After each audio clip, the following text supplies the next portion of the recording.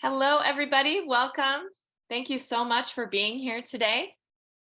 We are very thrilled about our online lecture today and very welcome to bring to you our speaker, Peter Bassano, and he's going to talk to us a little bit about his book that he has written. Just for the purpose of just to let everybody know, the meeting is being recorded, and that's just so we can share this information later with the rest of our members who are not able to join live. And so during our lecture, we ask that you turn off your video screen if you have a video, and that just helps us save bandwidth and then also prevents any interesting faces that we might make when we're not paying attention from being on the screen. So we do that for everybody's benefit. So happy to see so many of you joining from Boston and New York. Welcome. It's nice and gloomy in San Diego today, so I'm feeling a little bit of your Eastern winter pain here today. For those of you that are not members of the Shakespeare Society, we are in San Diego. We do some amazing things here in San Diego, like hold lectures for our membership.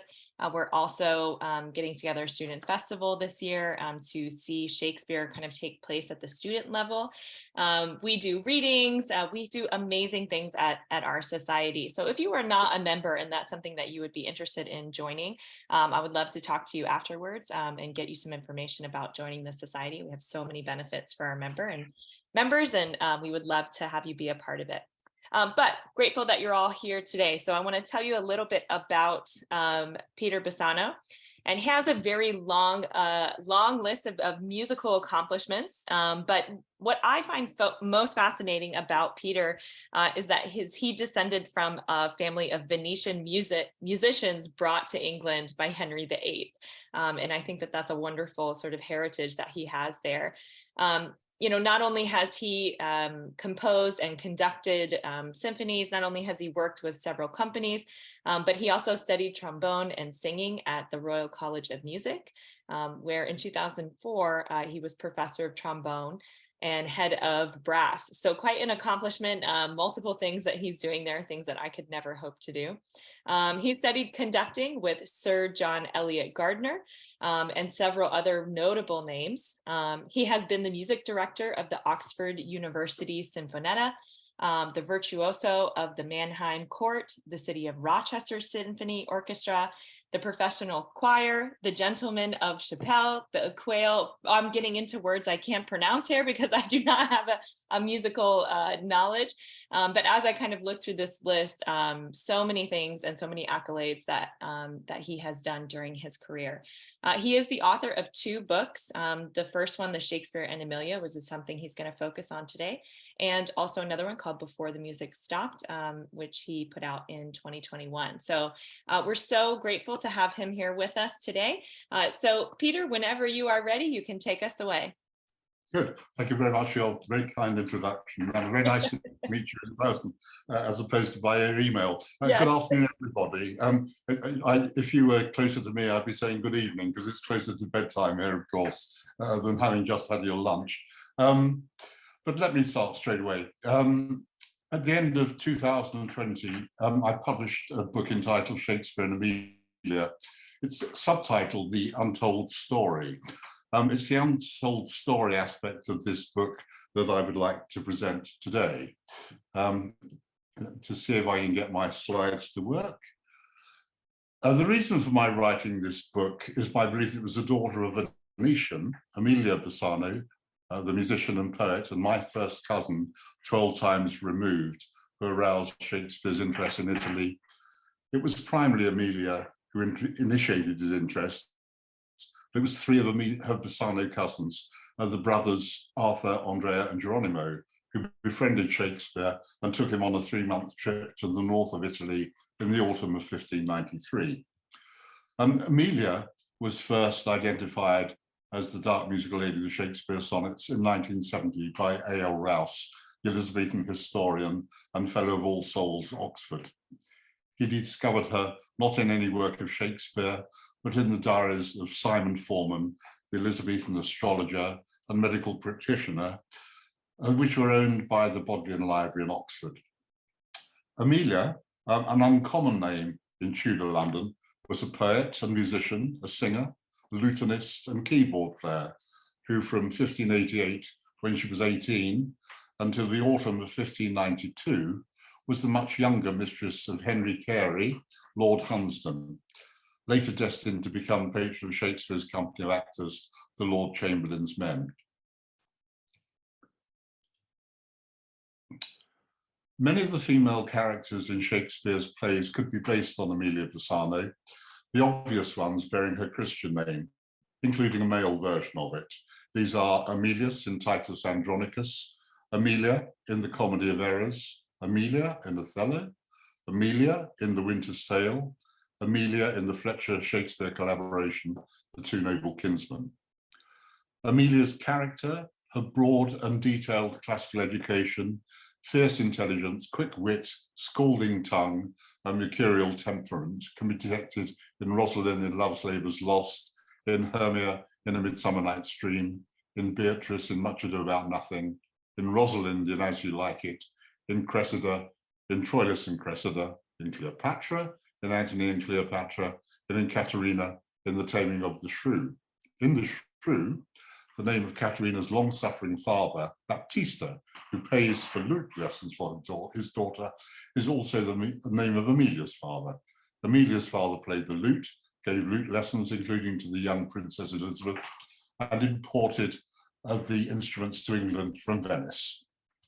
There are a number of Emilia's relatives whose names have been adopted by Shakespeare: her cousins, Ludovico in Othello, Isabella in Measure for Measure, and her half-sister, Angelus in A Comedy of Errors.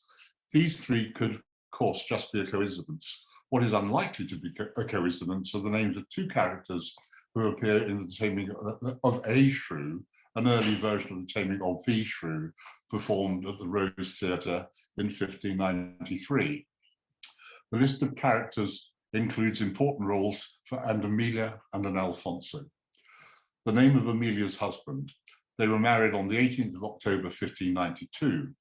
The Taming of a Shrew contains an impassioned declaration of love to Emilia, naming her twice.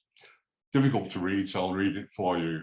Come, fair Emilia, my lovely love, brighter than the burnished palace of the sun, the eyesight of the glorious firmament, in whose bright looks sparkles the radiant fire. Wily Prometheus slyly stole from love, infusing breath, life, motion, soul to every object stricken by thine eyes. O fair Emilia, I pine for thee, and either must enjoy thy love or die. Robert Greene's pamphlet, Growth of the Wit, bought him with a million of repentance, is well known because of its early carping reference to Shakespeare's presence in London by 1592. Three protagonists in Greene's Growthsworth possess Italian names: the brothers Roberto and Luciano, who get involved in some Machiavellian intrigue with L'Amilia, a courtesan who possesses a beautiful and enticing face, who sings and plays the lute. There is little doubt that in his character, L'Amilia, Greene had in mind my Emilia. Many of Shakespeare's works, poems as well as plays, strongly hint at the biographical nature of his relationship with Emilia and Henry Wriothesley, 3rd Lord Southampton. This triangular relationship runs intermittently from his first play, The Two Gentlemen of Verona, to his last, The Two Noble Kinsmen. Emilia, with her Venetian ancestry, the state noticed for acceptance of sexual freedom, was also the inspiration for Venus in Venus and Adonis.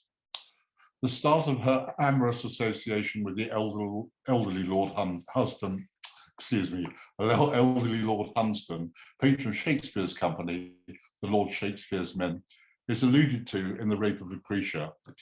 The venue of Shakespeare's first encounter with Emilia and her view of subsequent events is disclosed in A Lover's Complaint, published as an appendix to the sonnets. The first Dark Lady sonnets weren't composed until after the birth of Emilia's son Henry, which I date to May 1593. For more than 30 years, I earned by living playing the trombone, an instrument that has been in the family for at least 4 centuries. However, I didn't learn about that fact until 1990. It was then that I discovered I'm descended from Antony Bassano, the eldest of a family of 6 Venetian Jewish brothers, all 6 of them professional musicians, mainly wind players and instrument makers, brought to England by King Henry VIII in 1539 to improve musical life at the English court. In The Merchant of Venice, Shakespeare puts asunder the names of my ancestor as two separate and important characters, Antonio and Bassano. One of my very first professional engagements was with a five-piece band on stage at the Old Vic, when the theatre was home to Sir Laurence Olivier's National Theatre Company. The cast included Derek Jacobi as Claudio, Frank Finlay as Dogberry, Ronald Pickup as Don John, Albert Finney as Don Pedro, Carolyn John as Hero, Geraldine James as Leonato, and most significantly, Maggie Smith and Robert Stevens as the Pickering sonnet writing lovers, Beatrice and Benedict. It was my privilege to briefly renew my acquaintance with Robert Stevens in the spring of 1991, and my old friend, the composer Eddie Gregson, had been commissioned by Adrian Noble, the newly appointed director of the Royal Shakespeare Company, to write the music for a series of Plantagenet plays at Stratford. Eddie, knowing of my interest, telephoned and offered me 2 complimentary tickets. It came as a pleasant surprise when I read the cast list in the programme to discover that Robert Stevens was playing Falstaff, a role that Harold Bloom champions as Shakespeare's greatest character. When my wife and I went backstage to see Robert, we reminisced about the Zeffirelli production, Much Ado. Before we left his dressing room, he sang us the song, set to music by Nino Rota, that he remembered from lines Shakespeare gave to Balthazar, but Zeffirelli gave to Benedict. Sigh no more, ladies, sigh no more, men were deceivers ever, one foot in sea and one on shore, to one thing constant never. Then sigh not so, but let them go, and be you blithe and bonny, converting all your sounds of woe into hey nonny, nonny. It is a nice irony that is in the songs from within the plays that Shakespeare, the author, often most reveals himself as Shakespeare the man. Emilia left this world in April 1645, exactly 300 years before my arrival in it. I came to writing my unanticipated book not as an author or literary scholar, but as a musician drawn towards Shakespeare by quirks of fate. In 1973, in the pages of the London Times, A.L. Rouse named Emilia Bassano as his candidate for the Dark Lady. In Rouse's opinion, which he regarded as infallible, by a stroke of good fortune, he discovered the true identity of the Dark Lady when he wasn't looking for her in the case books of Simon Forman, held at Oxford's Bodleian Library. Forman was a physician, we might say a quack doctor, a cast of horoscopes like Elizabeth I's favourite Dr. D, but also a regular playgoer, diarist and efficient casebook caller. Forman attended several of Shakespeare plays and made notes on the performances of 4 of them, Macbeth, Cymbeline, Richard II, and The Winter's Tale. Forman's reputation as a philanderer very likely reached the ears of Shakespeare's company when the actor Augustine Phillips arrived home earlier than expected, surprising his wife and Forman in flagrante delicto. At the time of Emilia's first consultation with Forman in 1597, he was living in the parish St. Giles, Cripplegate. It was known that Forman had attended performances at the Globe and had made notes about his visits to the theatre, which is why Rouse was researching his casebooks. Rouse didn't anticipate reading confidential information and a character description in the notes about a woman that made him metaphorically yell, "Eureka!" The account of the lady fitted the timing, location, temperament, conduct, education of the Dark Lady as described by Shakespeare in the sonnets.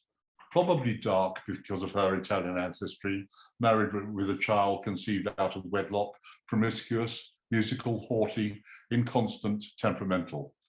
Forman recorded her name as Emilia Larnier, née Bassano, wife of court musician Alfonso Larnier, and noted her connection to court and her domestic and financial situation.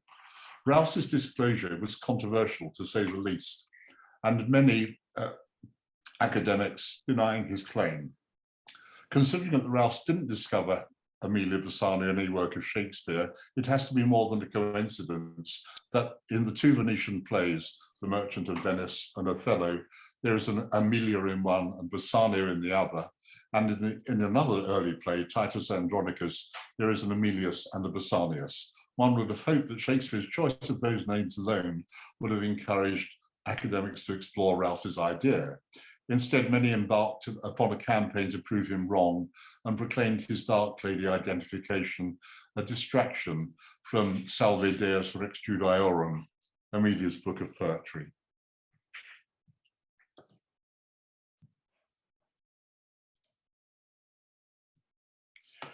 The earlier Dark Lady sonnets are relatively complimentary, written before Shakespeare discovered her betrayal with his young friend and had his eyes open to many sexual favors granted elsewhere. The bay where all men ride is in sonnet 137. If he wanted to, there is no reason why the poet shouldn't have shared these earlier sonnets with his Dark Lady. Here are Shakespeare's own words on his mistress's appearance. She is immediately identified as black, by which Elizabethans meant black-haired, and her eyes are raven black. I'll read it to you again because this original is difficult to read. In the old age, black was not counted fair, or if it were, it bore not beauty's name. But now is black beauty's successive heir, and beauty slandered with a bastard shame. For each hand hath put on nature's power, faring the foul with art's false borrowed face. Sweet beauty hath no name, no holy bower, but is profaned if not lives in disgrace. Therefore, my mistress' eyes are raven black, her eyes so suited that they mourners seem. At such who not born fair no beauty lack, slander in creation with a false esteem. Yet so they mourn, becoming of their woe, that every young says beauty should, every tongue says beauty should look so. The bastard shame according to Emilia's unfortunate position in the days of life before birth control. As you can see in line 3, Shakespeare puns on heir and hair. Emilia probably gave birth in May 1593, some 6 months after her marriage to Alfonso Lamio, which was organized quickly by special license. The bastard shame indicates that the first Dark Lady sonnet was written shortly after the child's birth. Shakespeare and Anne Hathaway were also married by special license, a legal facility which dispensed with statutory weekly public announcements of the banns over 3 weeks, speeding up the conventional process, and the hope that pregnancy wasn't too obvious during the wedding ceremony. I had always thought there must be a painting of Emilia somewhere. If anyone deserves a right to discover it in modern times, that right should surely go to an actor, playwright, and poet. The late Tony Haygarth was just such. At the time of his discovery, Haygarth had been an actor for 40 years, performing all the major national companies, had been productive as a poet and playwright. You will probably recognize his phrase from various films, Under the Greenwood Tree, Hornblower, The Mayor of Casterbridge, The Bill, and his distinctive Liverpudlian voice as that of Mr. Tweedy in Chicken Run. He, like many actors, was convinced by Rouse's Dark Lady identification and was moved to begin writing Dark Meaning Mouse, a 3-character play exploring the relationship between Emilia, Shakespeare, and Foreman. While working on the play, he investigated a miniature dated 1593, held at the Victoria and Albert Museum. As you can see, this portrait concurs with Shakespeare's description. Therefore, my mistress's eyes are raven black, her eyes so suited that they mourners see. A description developed in Love Labour's Lost, a whitely wanton with a velvet brow, with 2 pitch balls stuck in her face for eyes. It is line 12 of sonnet 127, slandering creation with a false esteem, that gives the clue that Hunsdon wasn't the father of Emilia's son. Most modern editions print creation with a lowercase c. The first edition uses an uppercase c, giving it special significance. Shakespeare may well have had Emilia's new married name of Lanier turning over in his mind as a pun when he chose the word slandering. Henry was the Christian name of Lord Chamberlain Hunsdon, one of the most esteemed and powerful courtiers in the land. It was in Emilia's interests, financial and social, to say nothing of protection her reputation, to give the world at large the strongest impression that the boy was Hunsdon's. The most effective way to achieve that was to name her son after him. There's another aspect of the false esteem allegation. If, as has been suggested, Hunsdon was an illegitimate child of King Henry VIII, Henry Lanier would have been the grandson of a late king, and then therefore in murky line of succession to the throne. 5 years before Emilia's marriage, in 1589, William Byrd published his Songs of Sundry Natures, dedicated to Lord Hunsdon.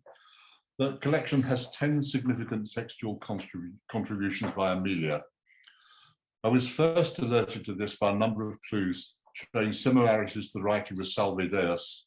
One of them, a translation of the psalm Domine Ne, possesses two of Emilia's hallmarks, feminism and anaphora. It uses the phrase, give tears, give grace, give penitence unto my simple sex. In Elizabethan times, only a woman would write the phrase, my sinful sex. Byrd's thoughtful wording in his 1589 dedication shows that something has happened in Hunsdon's life that has recently increased his interest in things musical. He has acquired a profoundly musical mistress. This is the most likely reason why Hunsdon should become more interested in music.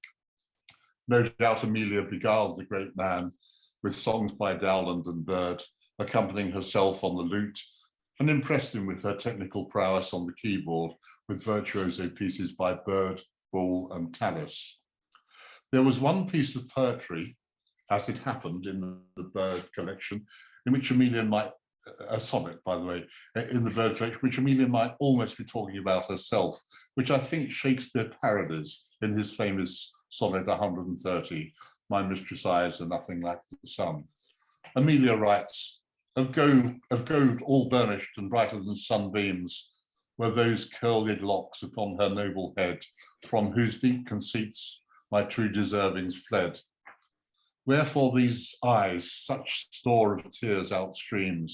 Her eyes are fair stars, her red like damask rose, her white silver shine and moon on crystal stream. Her beauty perfect, whereupon my fancies dream. Her lips are rubies, her teeth of pearls to rose. Her breath is more sweet than perfect amber is. Her years are in prime, and nothing does she want that might draw angels from heaven to further bliss. Of all things perfect, this do I most complain. Her heart is a rock made all of adamant, which gifts all delight. The last doth only pain. In 14 lines, these sonnets share 9 concordances: eyes, sun, lips, red, white, damask, head, breath, heaven. The part praise a woman's body known as a blazon was commonly used in Elizabethan love sonnets, so these same words could just be a coincidence. However, comparing subject lines shows extreme contradictory comparisons. I think the revelation of Emilia's authorship of Gold All Burnished helps make more sense of Shakespeare's notoriously difficult sonnet. Irony also offers an explanation for writing in so curiously inflammatory a fashion about a woman that you love. It isn't unusual for performers at the end of their active careers to reminisce about incidents during performances and rehearsals, amusing and serious, that they have experienced. When Shakespeare retired back home, there would be few in Stratford who could understand the camaraderie, banter, quick-wittedness, touring with kindred spirits. If in his cups William were to muse on his earlier life, there is a period from the summer of 1592 that it would have been a recurring feature. It was then that Elizabeth Hoby, Lady Russell, organised and hosted a theatrical production at her country home, Bisham Abbey. The performance featured Lady Russell's daughters, the Queen's goddesses, as prominent members of the cast. At the time of the Queen's visit, the older girl, Elizabeth, was 18 and her sister Anne a year or so younger. The complete script is published in John Nichol's Compendium of Royal Entertainments, printed by John Barnes in 1823. There are brief stage directions for 3 stations of the action, beginning at the top of the hill, going to Bisham, the cornets sounding in the woods. A wild man came forth. In 1592, the only cornet players in England were members of the Bassano family. The feminist text would suggest that it was written by a woman. Men's tongues wrought all with double stitch, but not one true, as well as detailed knowledge of flowers and intricate embroidery stitches, roses eglantine, heart's ease, a tricolour viola known as Johnny Jump Up, wrought with queen's stitch, which is an elaborate stitch forming a diamond shape. The writer has a knowledge of mythology, quoting a pantheon of gods: Jupiter, Juno, Apollo, Pomona, Phoebus, apart from those that are in the cast, but isn't above included some risque dialogue. Sibylla asked Pan, "Then talk of love to chase virgins, would you have us both?" Pan replies, "Aye, for oft I have heard that 2 pigeons may be caught with 1 beam." Ceres, the goddess of agriculture, sings a song towards the end of the masque. I believe that it was Emilia who took this role. The climax of the entertainment is a symbolic gesture of submission by the goddess Ceres, laying her crown of wheat ears at the feet of the queen. In The Lover's Complaint, the fickle maid wears on her head a plaited hive of straw. There is an echo mentioned in The Lover's Complaint. There would appear to be an echo in the woods at Bisham too. None dost answer, or would vouchsafe, but passionate echo. Which is one of the reasons why I think the venue for both the Bisham entertainment and A Lover's Complaint are one and the same. Apart from the cornet players concealed in the woods and the silent roles of nymphs, there are 5 speaking roles: the wild man, Pan, the shepherdesses, Sibylla and Isabella, and Ceres, the goddess of agriculture. It is almost certain that Lady Russell's 2 daughters played the shepherdess, and Emilia herself played Ceres in her straw hat and sang Ceres's song, accompanying herself on the lute, which Pan refers to in the script. "I cannot tickle the sheep's guts of a lute," and she spoke the final encomium. Who they played the 2 male roles? Of course, it could be any of 2 actors belonging to an acting company with an aristocratic patron, particularly as the theatres have been closed since June. My belief, though, it is because of his revelation that Emilia's child wasn't Hunstan's in Sonnet 127, slandering creation with a false esteem, and the very hurried marriage with Alfonso only 2 months later, that Shakespeare played one of them. He later borrowed 3 phrases from Emilia's brief entertainment. Peter in Romeo and Juliet uses the phrase "heart's ease," addressed to him by the musicians. A second appropriated phrase is "roses eglantine," which is spoken by Oberon in A Midsummer Night's Dream as "roses with eglantine."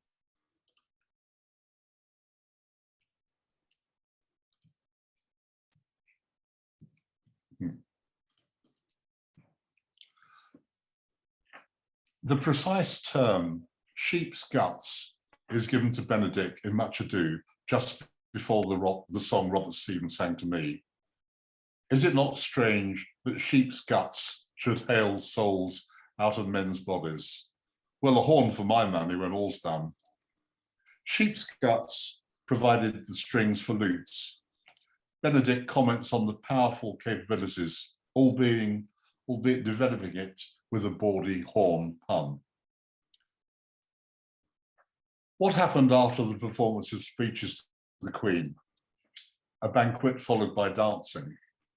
As you can see, this particular dance isn't exactly genteel. After which, The individual members of the entourage made their way to the accommodation provided. The Queen and her ladies in waiting and her favourite courtiers housed in rooms at the Abbey. The rest of the court to outlying buildings, the lower in hierarchy, the further distance away from the Abbey. Social interaction away from home and family, meals and wine together, room parties where flirting fueled by alcohol can lead to illicit sexual relations. This is what I suggest happened between William, unhappily married, and Emilia, as happy as anyone can be to an attractive young woman shackled to a partner 4 decades older at a house somewhere on the Bassano estate, but probably Dyer's. Carousing late into the night, eating and drinking, with Emilia beguiling all with her singing and playing, as Shakespeare says in Sonnet 128. How oft when thou my music placed upon that blessed wood, whose motion sounds with thy sweet fingers, when thou gently swayest, the wiry concord that mine ear confounds. The other musicians performing for their fellow servants to dance, William and Emilia having as performers both a little early been elevated into the elite society of queen and courtiers mingling with all, they threw caution to the wind and ended up in bed together. As the initiator of many early pregnancies, Hunsdon, who wasn't present at Bassano, must have realised in early stages of Emilia's pregnancy that he probably wasn't the father and that copulation had occurred at Bassano. No matter how hurt Hunsdon may have felt, he would prefer the world at large to believe that he was the father. How could he best do that? By paying off Alfonso Lano to marry Emilia, take on the role of father with the promise of a job at court, and pension off Emilia with a generous £40 a year, allowing her to keep the jewellery and clothes he'd given her, both of which are displayed in the Hilliard miniature. A further stipulation that if the child was a boy, she named him Henry after himself. The ploy worked and continued working.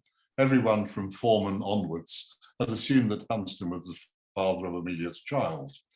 It may be that Hunsdon didn't need to wait for physical change in Emilia's body to realise that he'd been cuckolded. Had William and Emilia ended up in the same bed at Dyer's, they would very probably have been spotted by other guests, even if not immediately. Once they had spent the next couple of days together, their romance would have been difficult to conceal. What a juicy piece of gossip it would make. The Lord Chamberlain, after Burleigh, the most powerful courtier in the country, cuckolded by a lowly actor. There is no doubt that the gossip did get out because Robert Greene, who died on the 2nd of September, only a couple of weeks later, had time to write about it on his deathbed.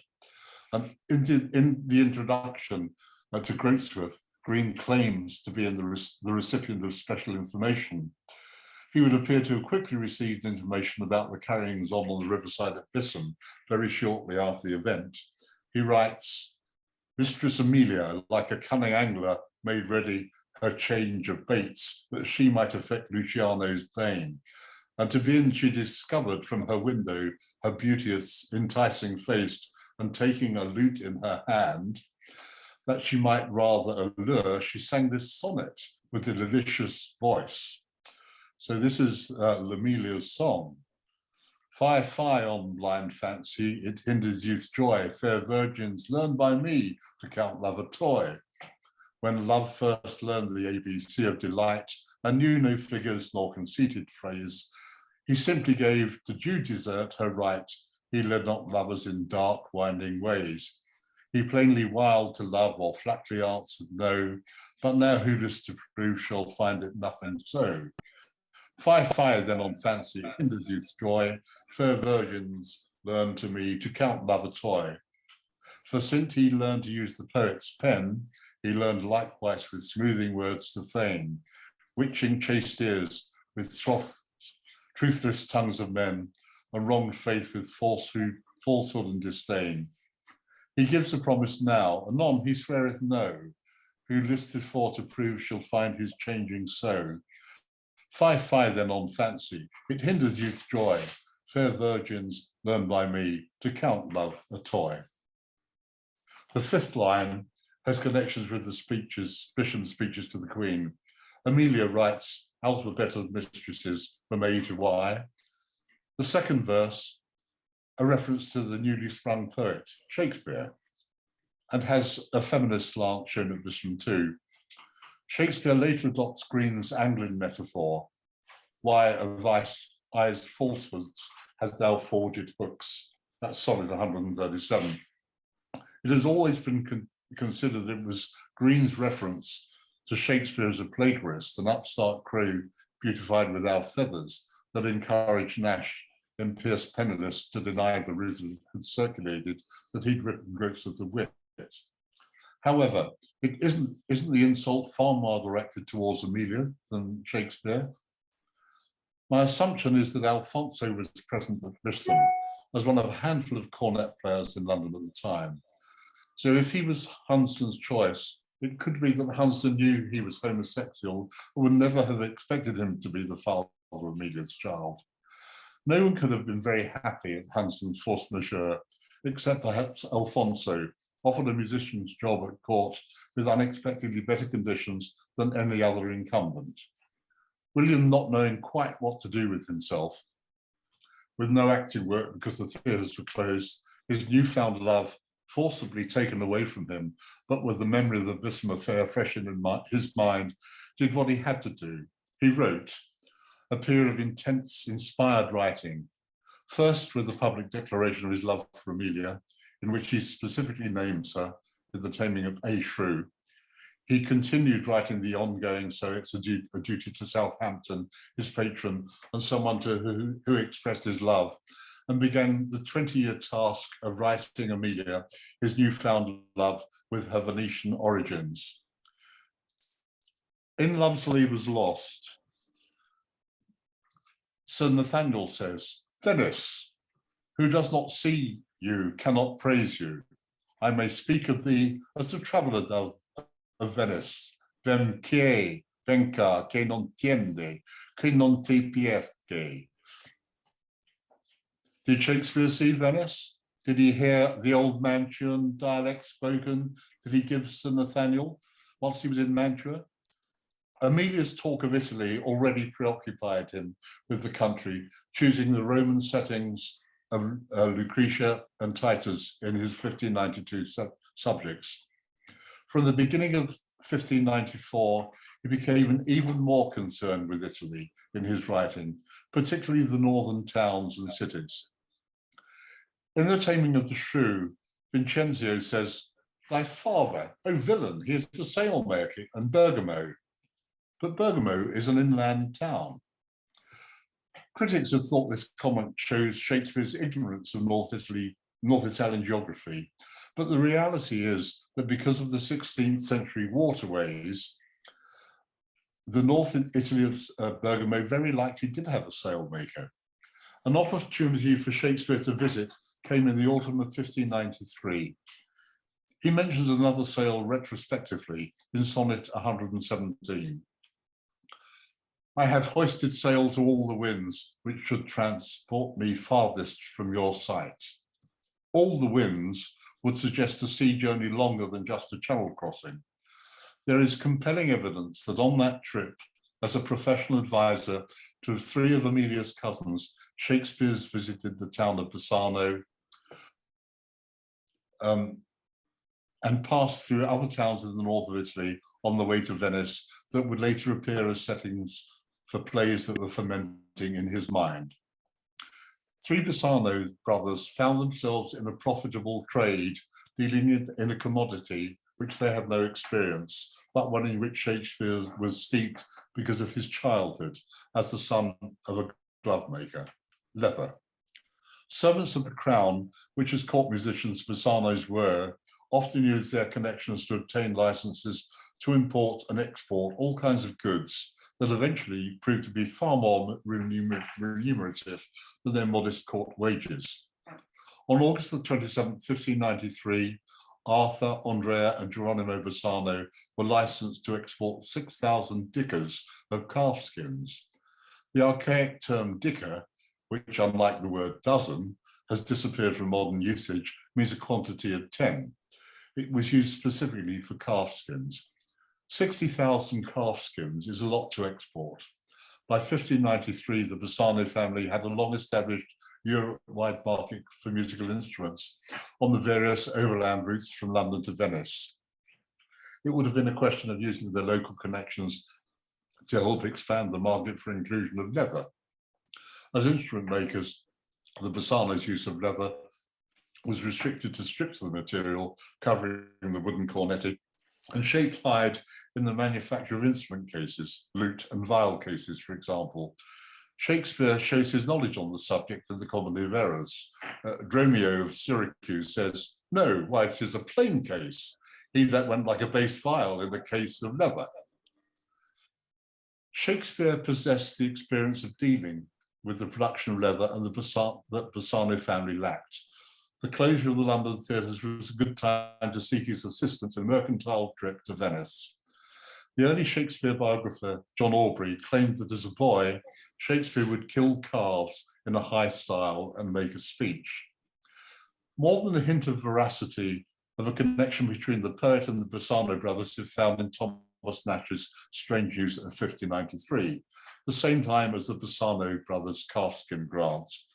It indicates that Shakespeare's reputation as a kill cow followed him to London, as his experience of bovine slaughter spoken of with Emilia. Nash writes, "For the admonition of those uncourteous misconstruers, I come to the kill cow champion of the three brethren." Arthur, Andrea, and Geronimo were three brethren, 3 of 5 sons of Anthony Bassano. The benefit of an export license was that it effectively exempted the license holder from the trade laws which banned certain types of export. It was often granted with certain stipulations. In this case, the complete 60,000 skins had to be exported within 7 years, with a steep 5 shillings per dicker paid in customs duty. The usual rate was only 1 shilling. In addition to his knowledge of the product, Shakespeare, because of his farming contacts in and around Stratford, had access to good pedigree cattle. No wonder, as soon as he had the cash available, he chose to buy land, 107 acres of grazing close to his family home, capitalizing on the profitable opportunity offered to him by the Bassano brothers. At a modest 30 miles a day by horse, the one-way journey would take a month. The least mountainous route via Switzerland into Italy finally takes the traveller through Italian towns familiar to Shakespeare's audiences because they are mentioned in several of the plays. Milan in The Two Gentlemen of Verona and the Tempest, Bergamo in The Taming of the Shrew, Verona in Romeo and Juliet and the Two Gentlemen of Verona, Padua in the Merchant of Venice, and Much Ado About Nothing. Padua lies some 25 miles inland Venice. The city-state is mentioned in The Taming of the Shrew, The Two Gentlemen of Verona, Othello, The Merchant of Venice, Love Labour's Lost, Richard II, and Much Ado About Nothing. The town of Bassano doesn't lie on the route from Milan to Venice, and at 50 miles was a long day's journey from Venice, and so at least one overnight stay was required. Leather was an important industry in the town, and the family still owned property there. Bassano was founded as an agricultural estate in the 2nd century BC by a Roman whose name was Bassianus, identical to the character in Titus Andronicus. Its most prominent architectural feature is the covered bridge spanning the River Brenta, built in 1596. It was designed by Palladio. The town lies in the shadow of the 1,770 metre-high Monte Grappa.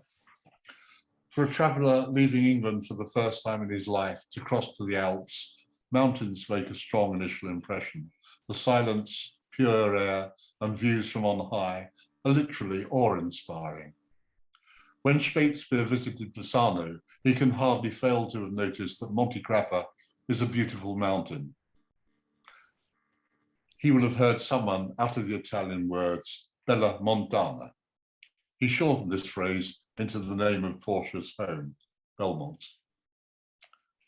In 1593, a prominent feature of the town of Bassano was a fresco. It is now displayed, much faded, in the Civic Museum of Bassano. It had originally been painted on an external wall of a house owned by the Del Corno family in the centre of the old town. The wall on which it was painted had been carefully preserved and transported to the museum.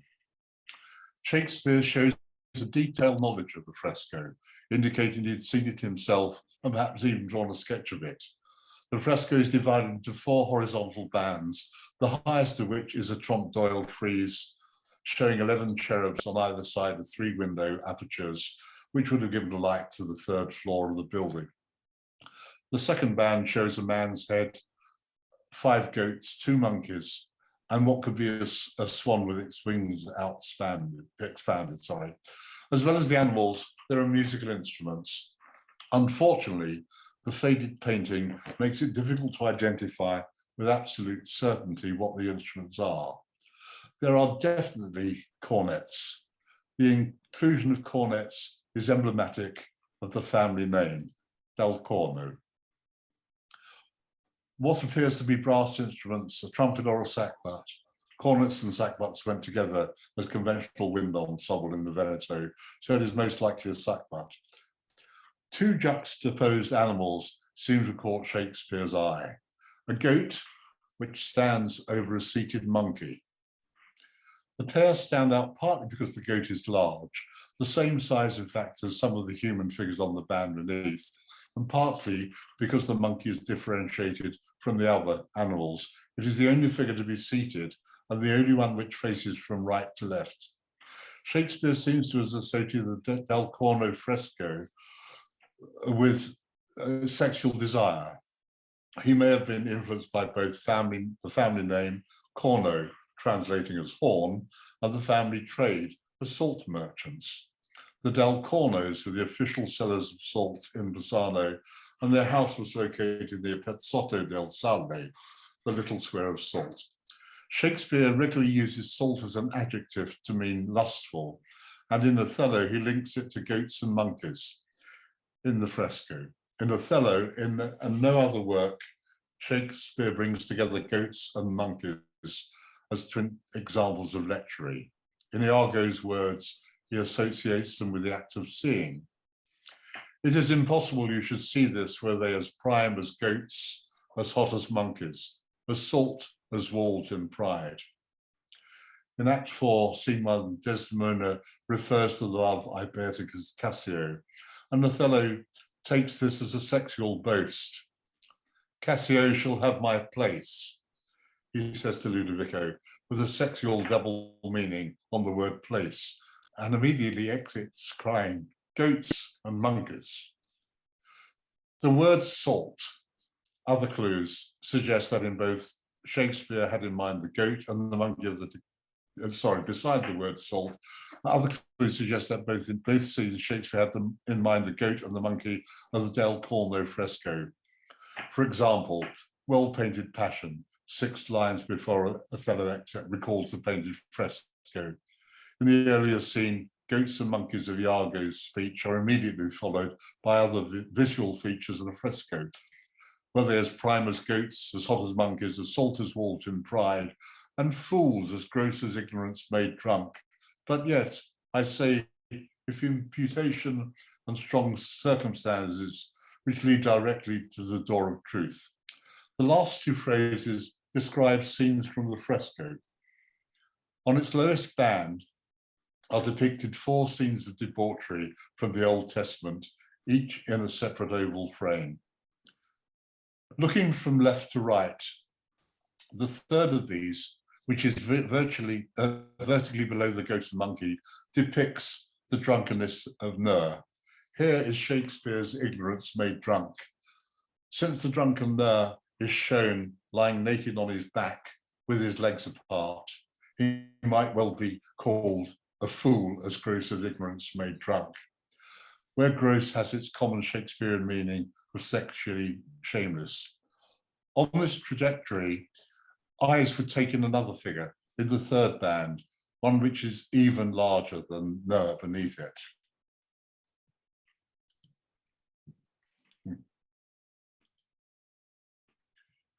This is the figure of a woman entirely naked, who stands by herself, flanked by two tall arched windows of the piano nobile.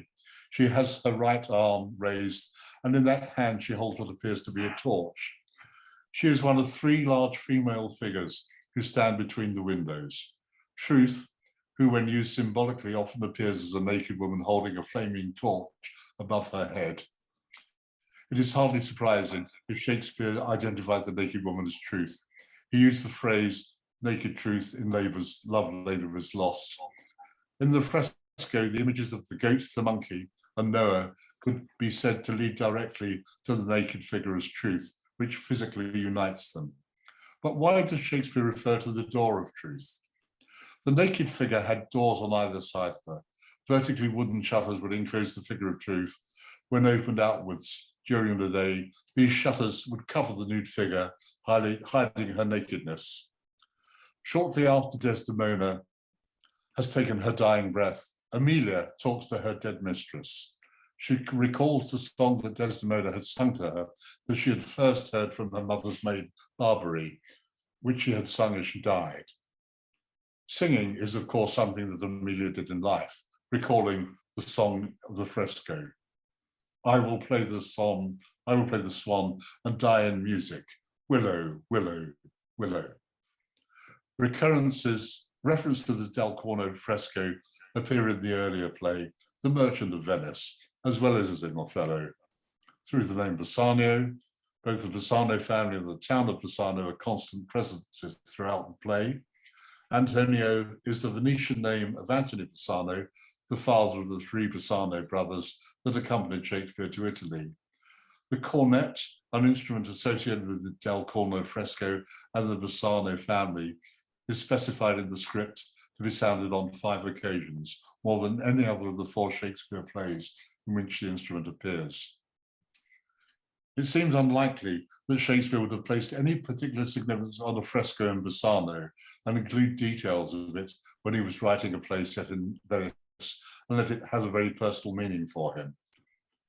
It isn't, though, just in the fresco of Bassano that Shakespeare demonstrates such a wealth of knowledge. He knows a great deal of detail about Venice too.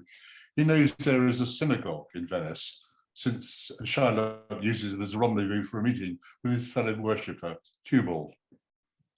His knowledge of the Rialto was the centre of commerce, was at precisely the time when every Venetian had the Rialto in the forefront of its mind.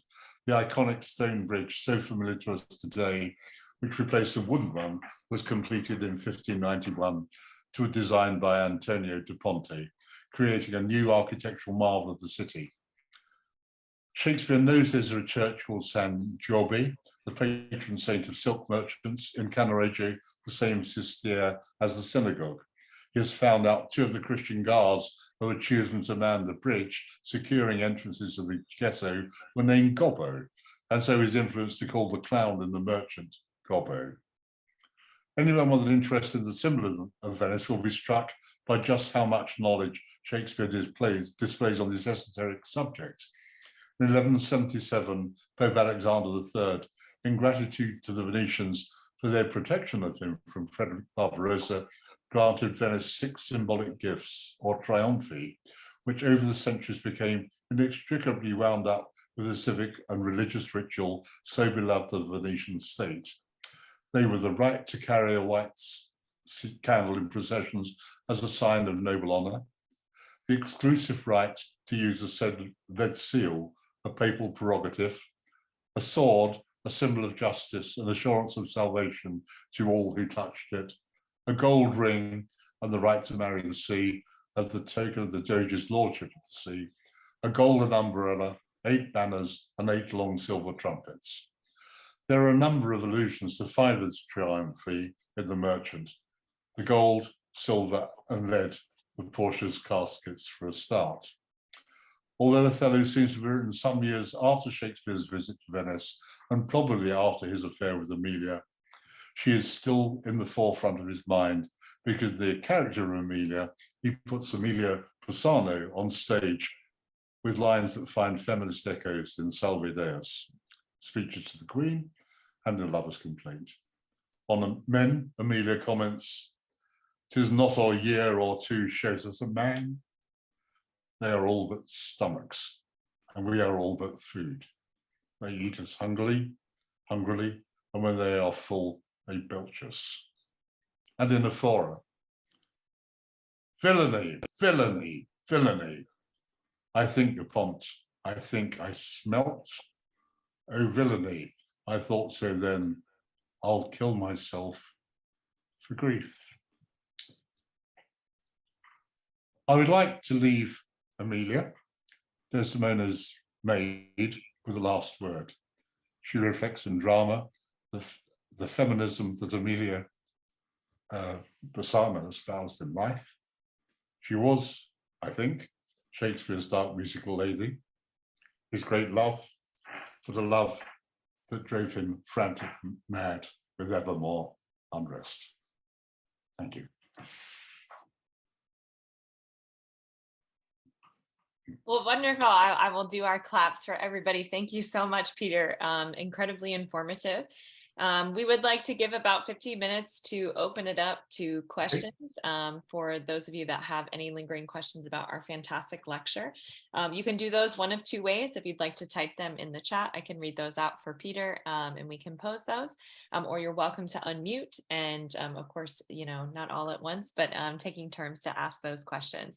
So I see Paul with your hand raised. That's a great way to let me know you have a question. Paul, if you'd like to unmute and ask Peter your question. Okay. I enjoyed what you shared with us very much. I admire your unstinting research into every aspect about it. And my question is not so much about the words, but more the content. About 4 centuries after whatever the relationship was between William Shakespeare and Emilia, another playwright, Strindberg, went through a crisis each time with 3 of his women that he loved and married. And each time after the crisis, he emerged with a major work. Did that happen with Shakespeare? And would it include words like Troilus and Cressida, in your opinion? I'm not sure I'm qualified to answer that question. I mean, I certainly think that he wrote Emilia's character into a lot of plays that went on for 20 years. I don't. Othello does come earlier than Merchant of Venice. Sorry, is later than Merchant of Venice. So I think by the time we get to Othello, the relationship with Emilia has probably finished. I mean, I don't know how long the affair went on for, but certainly she had a tremendous influence on the way he wrote the characters of the female roles I mentioned. Thank you. Okay, thank you. For those of you that aren't asking a question, if you could mute your microphone.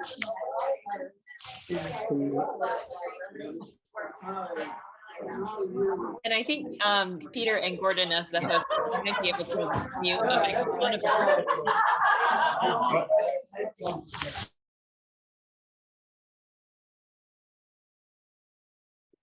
Okay, there we go. Thank you so much. But thank you, Paul, for your question. If we have a, let's see, we have a question from Gordon in the chat. He asks, you know, besides the references in the plays, what is the evidence that Shakespeare of Stratford visited Italy? How could he finance such a trip? What are your thoughts, Peter? Oh, you're muted also, Peter.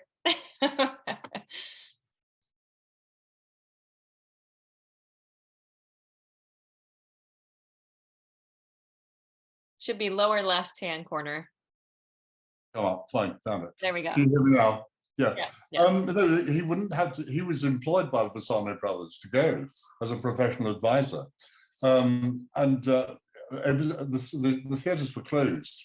They were closed for over a year in that period, 1592, early 1593. He needed to be back in London at court for Christmas of 1593, because we know that he was playing at court there. Well, it is an interesting aspect that Shakespeare rarely spent Christmas at home, because he was always obliged to be at court. So that would probably be another bone of contention, I would imagine, with his wife. But no, he didn't need the money. He was being paid, and he wouldn't have needed a passport either, because he would have gone as the Bassano brothers' servant. Servants didn't need passports.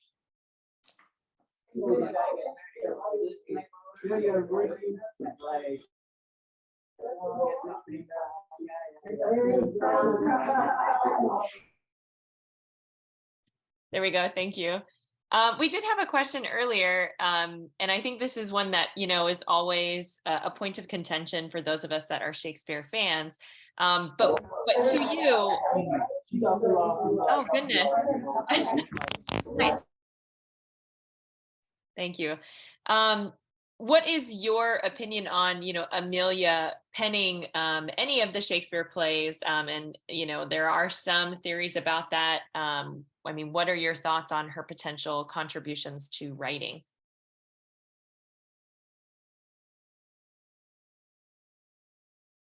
Oh, you're muted as well, Peter.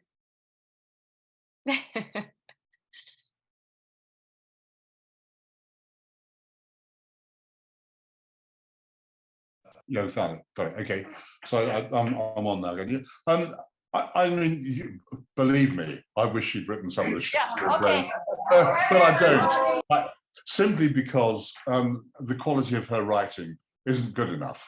The other thing is that Foreman says of her, she was able to keep secrets. If she'd written the Shakespeare plays, by the time we get towards the end of the 16th century, Shakespeare was quite famous. She would never have been able to keep quiet about it.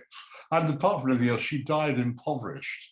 If somebody had planted loads and loads of money towards her to write the Shakespeare plays, she wouldn't have died with no money. So although I would love her to have written some of the Shakespeare plays, I don't think she did. It is possible that some of the words that she uttered to Shakespeare, particularly when she was in a fury, he used verbatim for some of his lady characters. I can see that may well be the case, but I don't think she wrote the plays, no. Okay, well, good. Yeah, we do love a theory. That would have been great. I see a comment from Cheryl in the chat. She says she agrees that the reference to actual locations in Italy are very specific in the plays, but they can also be connected to Edward de Vere's visit in 1576 to 77. Isn't that also a possible source, and is that something you've looked into? I don't believe that Edward de Vere was the writer of the Shakespeare plays. I think Shakespeare was the writer of the Shakespeare plays. Look, apart from anything else, Ben Jonson spoke in the preface to the first edition of the Shakespeare plays about his friend and colleague. Shakespeare acted in the Shakespeare plays. He played Old Noel in one of the Ben Jonson's plays, and there was another play of Ben Jonson. So, and the two editors of the Shakespeare first edition were in Shakespeare's company of actors. They spoke about our friend. If somebody else had written the Shakespeare plays, they would have known about it. It would have been nobody until our time had the faintest notion that there was anybody else would have written the Shakespeare plays. It's a modern theory.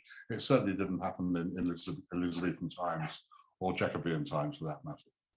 So, of course, Edward de Vere, it was something that aristocrats did. They went around Europe. Of course, they did. It was known as the Grand Tour, and they went and collected all sorts of stuff. Some of it's ended up in the British Museum. But I mean, I think, of course, de Vere is the person who is thought of as most likely alternative version to writing the Shakespeare sonnets. But I've thought about it long and hard, and I think Shakespeare was Shakespeare. I like to think that as well. But man, to live the life of an aristocrat during that time, what a great time. Okay, so I think we have time for one more question. If anyone else has something, if you'd like to do a hand raise or put that into the chat. But we appreciate the comments and the questions.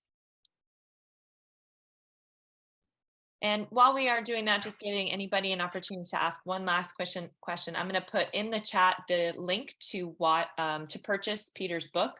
This is available on Amazon. So if you're interested in purchasing the book, the link is in the chat. Take you directly to Amazon.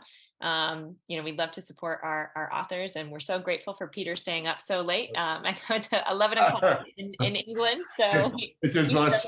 That. I'm a musician. I rarely go to bed before 12 or 1 o'clock in the morning. Okay, good. All right. Okay, well, thank you so much, everybody. We'll conclude the lecture at this time. This would be available later for our members. And so if you'd like to go back and review some information, or if there's any questions that you would like to have to Peter, please feel free to reach out. And again, his book is available for purchase, and that link is in the chat.